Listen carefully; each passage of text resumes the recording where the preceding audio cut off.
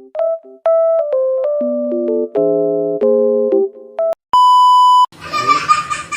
di sini saya akan menjelaskan materi tentang peran Islam dalam pembangunan nasional setelah kemerdekaan. Di mana peran Islam dalam pembangunan Indonesia ini yang pertama itu dasar filosofi dan moral. Seperti pembangunan karakteristik. Yang kedua itu kontribusi dalam pendidikan, seperti mendirikan pesantren, pendidikan kewarganegaraan. Yang ketiga itu kegiatan sosial dan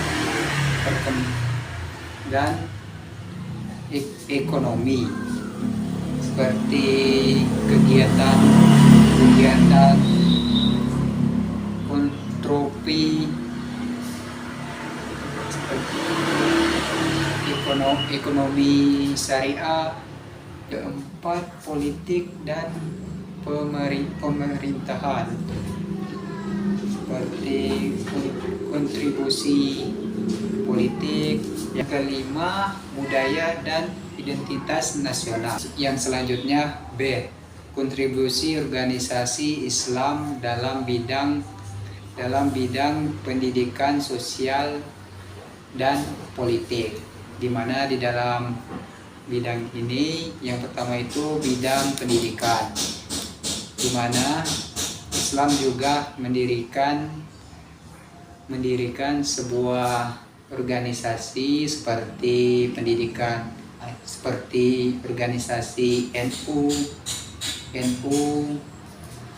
dan Muhammadiyah dan perguruan tinggi lainnya.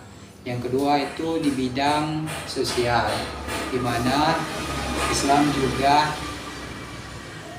memberikan bantuan kepada masyarakat seperti makanan yang sehat. Yang ketiga itu di bidang politik. Di mana di bidang politik ini Islam juga juga ikut serta dalam politik, seperti organisasi NU dan Muhammadiyah tadi tergabung di dalam partai politik dan juga mendirikan politik. Baik, di sini saya akan melanjutkan materi selanjutnya tentang dinamika Islam pada masa penjajahan dan peran para ulama di Indonesia. Dinamika Islam dalam masa penjajahan, di mana di dalam pendidikan Islam pada masa penjajahan Belanda itu terbagi menjadi 3. Yang pertama itu sistem pendidikan peralihan Hindu. Sistem pendidikan ini dengan cara guru mendatangi murid-murid yang menjadi muridnya itu di kalangan para bangsawan. Yang kedua itu sistem pendidikan surau atau sistem pendidikan di surau ini tidak mengenal jenjang atau kelas, di mana yang membedakan di sini itu cuman ilmu pengetahuannya saja. Yang ketiga itu sistem pendidikan pesantren.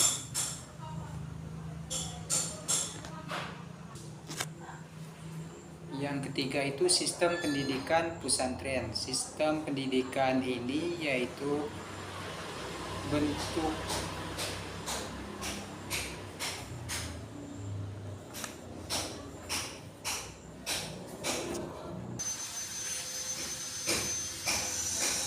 Yang ketiga itu sistem pendidikan pesantren, di mana di dalam bentuk pendidikan di dalam pesantren ini seperti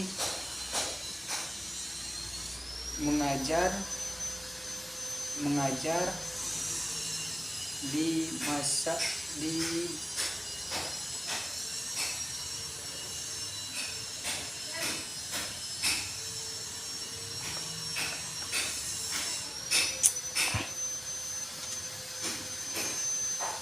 yang ketiga itu sistem pendidikan di pesantren, di mana sistem pendidikan ini yaitu bentuk mengajar di mana para kiai hanya menghadapi para santri yang masih dalam tingkatan dasar atau kelompok. Yang seterusnya itu pendidikan Islam masa penjajahan Jepang. Untuk mendekati umat Islam Indonesia,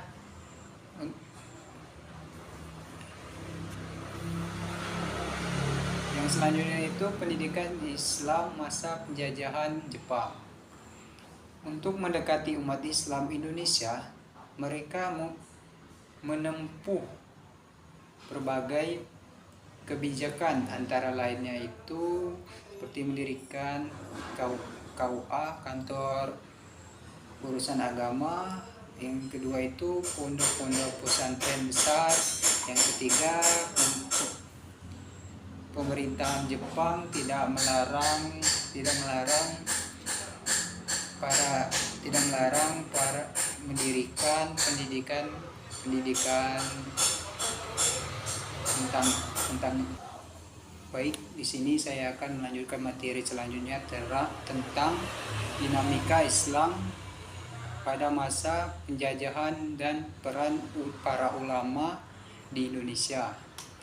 Dinamika Islam dalam masa penjajahan, ya, di mana di dalam pendidikan Islam pada masa penjajahan Belanda itu terbagi menjadi 3. Yang pertama itu sistem pendidikan peralihan Hindu. Sistem pendidikan ini dengan cara guru mendatangi murid-murid yang menjadi muridnya itu di kalangan para bangsawan. Yang kedua itu sistem pendidikan surau atau sistem pendidikan di surau ini tidak mengenal jenjang atau kelas, di mana yang membedakan di sini itu cuman ilmu pengetahuannya saja. Yang ketiga itu sistem pendidikan di pesantren, di mana sistem pendidikan ini yaitu bentuk mengajar di mana para kiai hanya menghadapi para santri yang masih dalam tingkatan dasar atau kelompok. Yang selanjutnya itu pendidikan Islam masa penjajahan Jepang. Untuk mendekati umat Islam Indonesia, mereka menempuh berbagai kebijakan, antara lainnya itu seperti mendirikan KUA, kantor urusan agama. Yang kedua itu pondok-pondok pesantren besar. Yang ketiga, pemerintahan Jepang tidak melarang para mendirikan pendidikan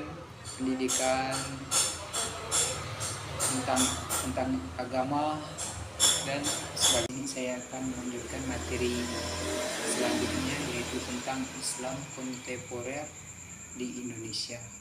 Yang pertama itu pemetaan pemikiran Islam kontemporer di Indonesia,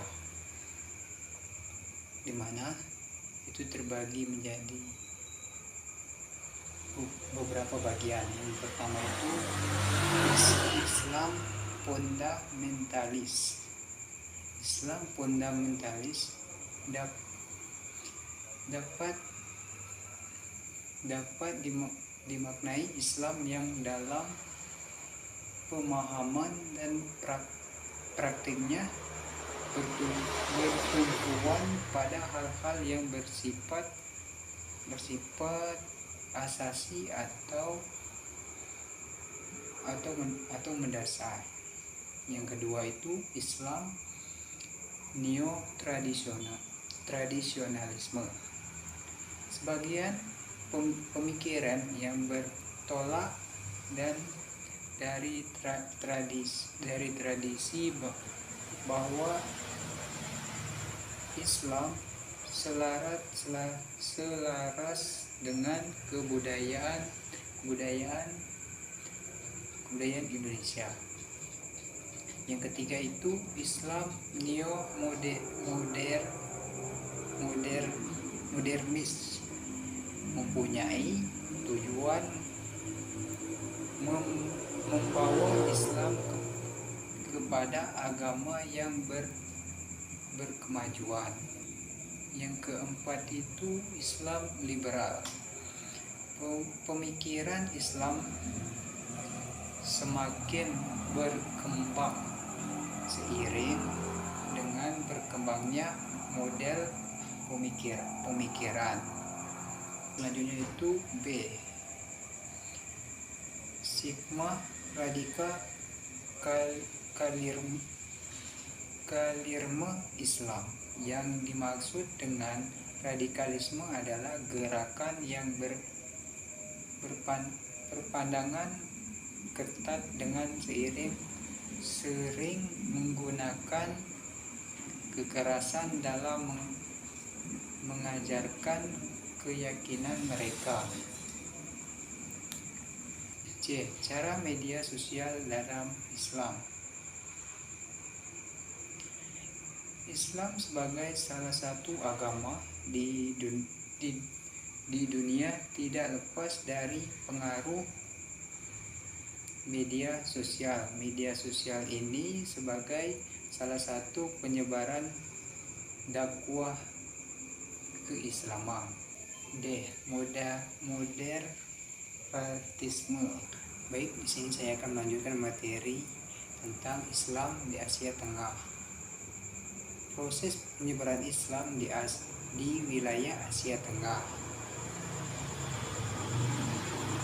Proses penyebaran Islam di Asia Tengah dimulai pada abad ke-7 Masehi dan dipercepat pada abad ke-8 dan 9 Masehi. Sebelum Islam masuk ke Asia Tengah, penduduk di sana menganut beragam agama seperti Buddha dan Nasrani. Yang selanjutnya itu pengaruh Islam terhadap kebudayaan lokal dan dinamika sosial di Asia Tengah. Dari abad ke-7 sampai abad ke-19 Masehi, masyarakat Islam berdasarkan interaksinya dengan budaya lokal dengan pengaruh Timur Tengah juga melalui perkembangan di Asia. Selanjutnya itu ada beberapa aspek menunjukkan bagaimana Islam berinteraksi dengan budaya lokal Asia Tengah. Yang pertama itu integrasi dengan tradisi lokal. Hal ini dapat dilihat dalam praktik keagamaan yang menghargai dan mengadaptasi aneka ragam tradisional kebudayaan lokal. Yang kedua itu pengaruh sufisme. Asia Tengah memiliki beragam tarikat dengan pendekatan masing-masing untuk mendekatkan diri kepada Allah Subhanahu wa Ta'ala. Yang ketiga itu perkembangan kebudayaan Islam.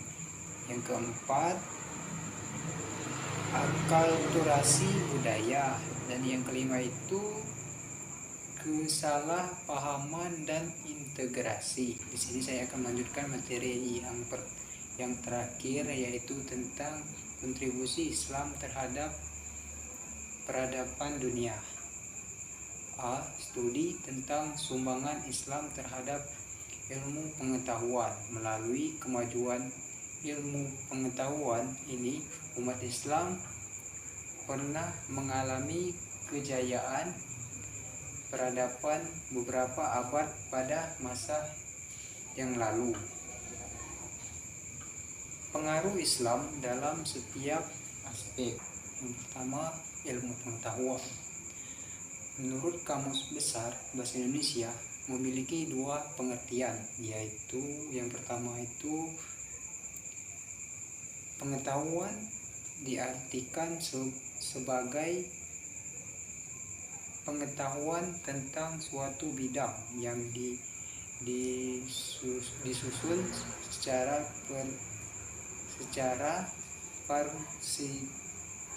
parsistem menurut metode tertentu. Yang kedua itu ilmu pengetahuan diartikan sebagai ilmu pengetahuan atau kepandaian tentang soal dunia.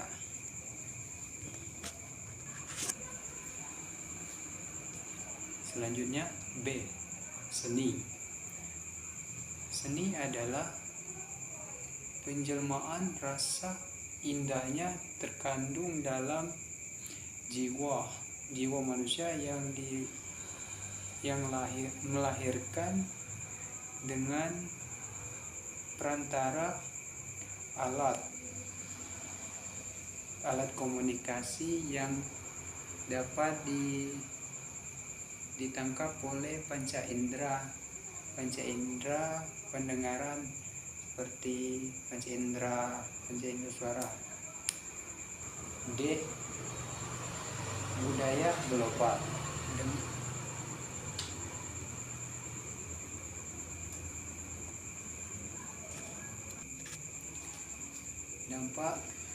Dampak dari globalisasi positif ini seperti kita dapat mempelajari hal-hal baru seperti negara-negara maju, dan dampak negatif dari globalisasi ini seperti menurunnya norma-norma kebudayaan, nilai-nilai yang ada